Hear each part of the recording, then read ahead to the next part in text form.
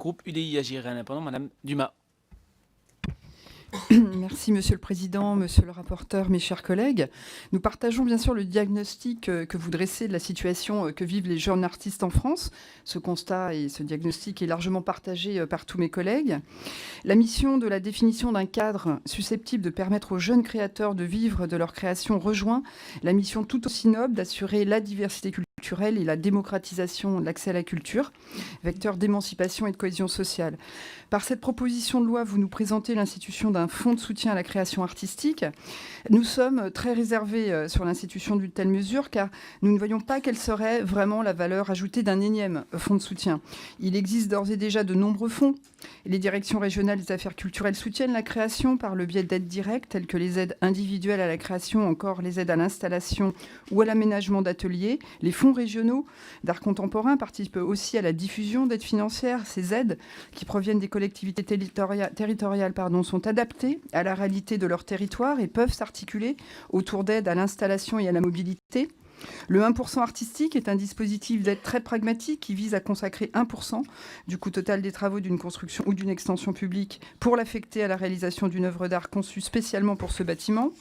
Des programmes existent également, comme le programme Un immeuble, une œuvre, au travers duquel de grands acteurs de l'immobilier s'engagent à commander ou acquérir une œuvre d'art auprès d'un artiste pour tout programme d'immeuble à construire ou à rénover. Le Centre national des arts plastiques dispose d'un service de soutien à la création, dont la mission consiste en l'attribution d'aides ponctuelles aux artistes dans tous les domaines de la création artistique contemporaine.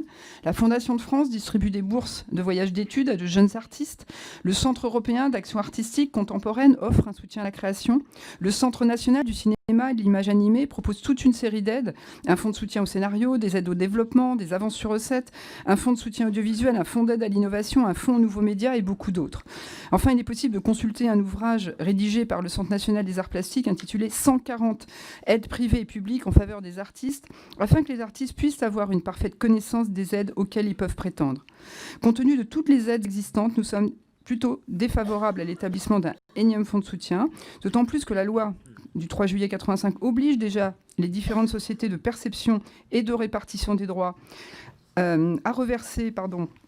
utiliser une partie des sommes collectées pour un usage collectif. Cette somme est reversée à des actions d'aide à la création, à la diffusion du spectacle vivant et à des actions de formation d'artistes. Ainsi, la totalité des sommes irrépartissables de la loi de 85, perçues donc au titre de la rémunération équitable, et une partie, les 25% de la copie privée, sont reversées.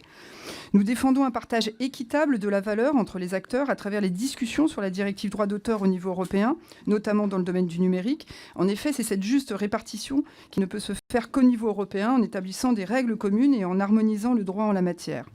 Nous défendons également une meilleure protection sociale de nos artistes, car la multiplication des fonds de soutien ne protège pas plus les artistes en cas de maladie, par exemple.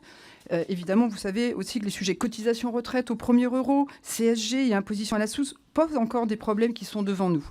Compte tenu de nos divergences concernant les moyens à mettre en œuvre afin de mieux protéger nos artistes, le groupe UDI Agir et Indépendant aborde défavorablement les débats concernant cette proposition de loi.